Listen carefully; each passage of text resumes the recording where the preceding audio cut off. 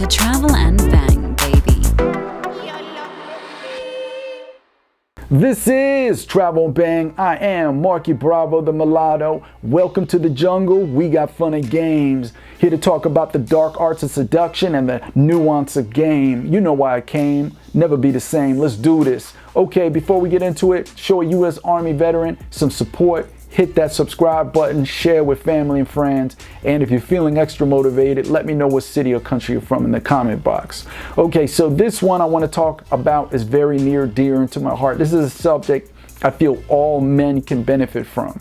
And if you might have already went through this, and what you need to do is be reminded so you never go down that path again. Or maybe you haven't, and now this will really open your eyes to something. Gentlemen, so much time is wasted with women who are not emotionally available. It wastes so much time with women who are just not that into you or emotionally unavailable. Something happened with them. A family member might have died. They might be having a health issue, you know, and it was taking a toll emotionally, making them feel down. It might be, you know, it could be anything. It could be anything. Their dog or their cat passed away. It could be anything. They're emotionally unavailable, okay? And then you have the type of woman also, the ice queens. These women are never emotionally available. They view emotionally opening up as weakness, okay? These are ice queens. So, I mean, I'm not here to tell you which one is which, and I don't think you should waste time trying to figure out which is which. You know, why ask why, Bud Dry? You know, why did Jeffrey Dahmer fuck dead people in the ass and eat their brain? You know, who knows? He was just a sick motherfucker, right? Who cares? Who cares why he did it? And it's the same thing. When you meet a woman, I want to tell a gentleman, you have to be direct. I go by the Alan Roger Curry philosophy, okay? Book author of Mode 1 and ooh, say it again. You understand? Got to check out his books. And his philosophy is straightforward. It's being direct. You know what I mean? Being direct. And it saves so much time. Literally, me and all the men I know, we literally, when we meet a woman that we're sexually attracted to, because remember what I said, being sexually attracted is different than just finding someone attractive, okay? Being sexually attractive means like, wow, I would get sexually intimate with them if I had an opportunity. Just finding them attractive just means, oh, they look good in pictures. You know what I'm saying? So when you meet a woman that you're sexually attracted to, in conversation, as the conversation steers along, you're sharing the frame at first. You're in her frame, then she's a little bit in your frame, and then you're letting her talk, and then you're controlling the frame. She's entering your world, right? But then you have to be direct. Okay? What is the most valuable commodity in human life is time.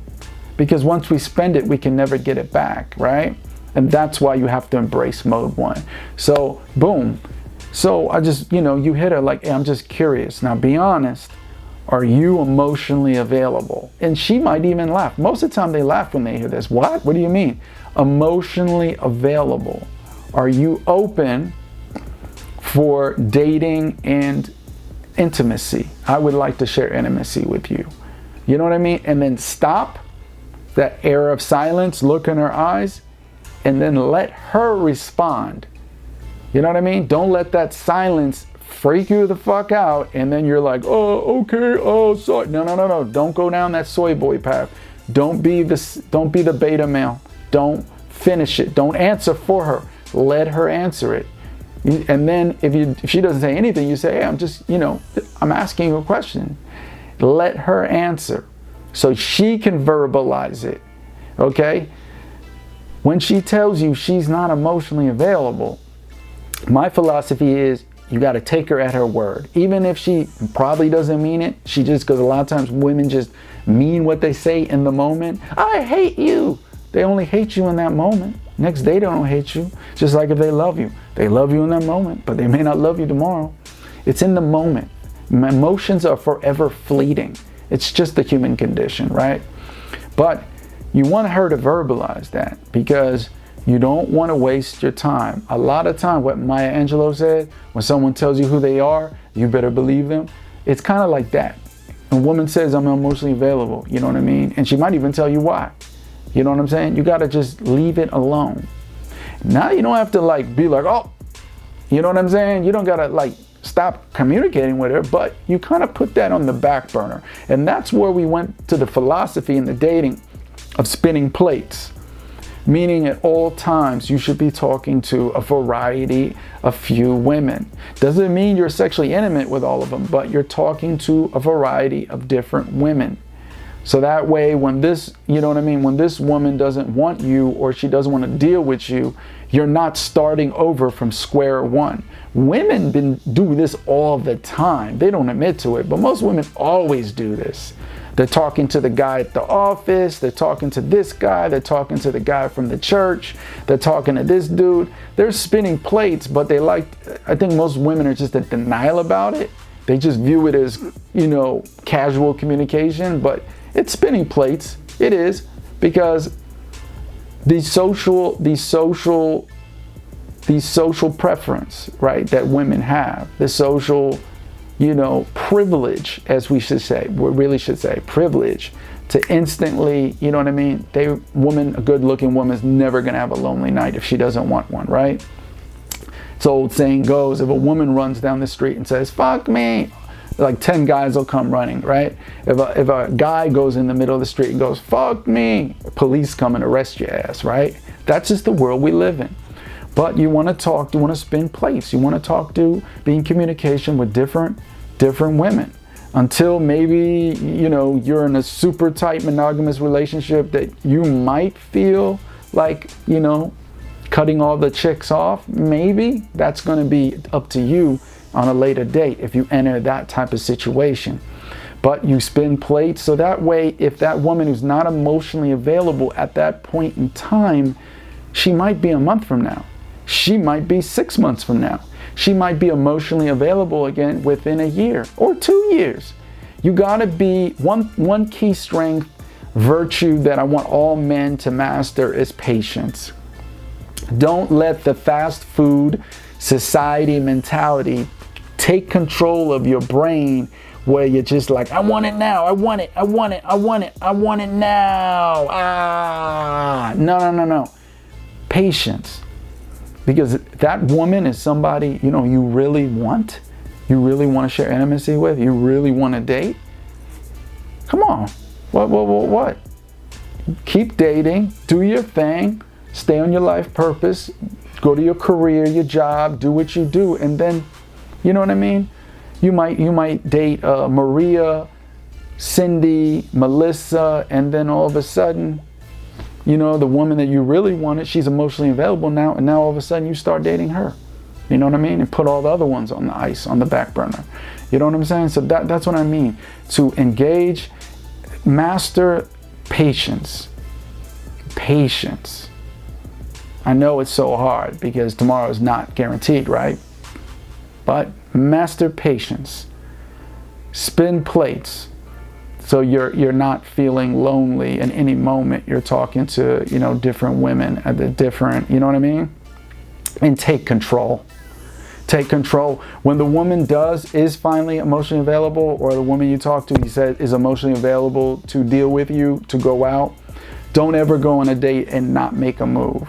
It's all on you. She wouldn't be going out with you in the evening to a restaurant or to a bistro or to a bar if she didn't want you to make a move on her.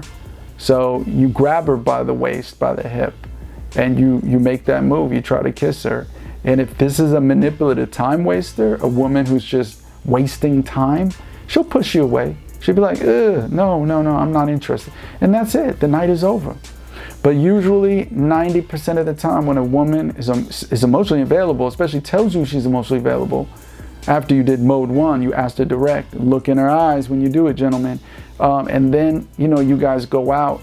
There is going to be French kissing. There is going to be a mood of passion, erotic passion between you and her. But you got to know to take control. You know what I mean? You can't then go out and be like, oh, because then what happens? You friend zone yourself. You friend zone yourself. Friend zone yourself. That's you. You friend zone yourself. Because you're giving her brother vibes. You're giving her little brother vibes. And now she's looking at you like, she's thinking consciously or subconsciously, she's saying, he reminds me of my little brother Pedro. And drinks her drink thinking, can't wait till this night is over. And then she's thinking to herself, I want a real man. I want a man to ravage me, she's thinking. Ravage, that means take control. Come here. You know what I mean? Right here, right now, baby. You know what I mean? That's to take control. You know what I mean? But before we even get to that, like I said, don't spend time with investing in women who are not emotionally available. I remember, and that doesn't mean, you know what, you can even get wrapped up with a woman who's emotionally unavailable sexually, but she's just fucking. That's all it is. She just views you as a fuck. It doesn't mean she's building emotions for you or interest, right? You know, like I know 5-6 years ago, I got caught up in something like that. I was contracting overseas in Kuwait, and I met this female contractor, beautiful dime piece from Texas. And, we had sex a couple of times. I just got crazy because I was in scarcity. Over there, you don't have a large selection of women to choose from. You're basically in scarcity. It's like 2 contract women to every 10 men. So she was the desert queen. She like had all the guys just drooling. And she was emotionally unavailable, and I didn't see it. And I got caught up. Emotionally at the end, got my guts ripped out. You know what I mean? And that happens. Don't be ashamed of it if it happened to you, or if it happens. All these icy cold pimps stories, I was pimping since I was pimping. You know what I mean? This is bullshit. These guys they're full of shit. Either that or they're emotionally handicapped retards that never ever met a woman who inspired them to emotionally open up. That doesn't mean to spend your whole life icy, cold, and frozen and numb, you know what I mean? Or vindictive and bitter, and you go and join some right-wing woman hater MGTOW group, you know what I'm saying? Because something happened, you got your feelings hurt, but that doesn't mean to become a butthurt, bitter, beta male bitch about it. You learn from your mistakes, you rebuild, and you become the better version of yourself. So that way, when you meet women like that down the line, you're not mad at them, but you know what they are, and you know how to treat those type of women, and not to open up and invest certain emotions. You know what I mean? Because you know it's a trick. When you're getting breadcrumbed, there's a reason when they breadcrumb you, emotionally breadcrumb you, give you just a little bit of attention, then come back. There's breadcrumbing. It's because they just want to keep you around for validation purposes. And then those girls, when they cut the sex off, because they know all they need to do is keep breadcrumbing you, and they don't even have to give you the punani anymore, become sexually intimate with you anymore. They know. They got you like that. Why should they even have sex with you then? You friend zone yourself. Gentlemen, this has been another Travel and Bang. I hope you dig in the material. I'm opening up like never before. I'm sharing wisdom, guidance. I'm going to tell you like a pimp told me. You know what I mean? And it's an expression, not a literal pimp. Okay, McFly? Not literal. Stop taking things so literal, people. Okay, it's been Travel and Bang. Till another one, and the next one we'll get back into talking about sex, because I know you perverts out there like that shit. Yo, till next time.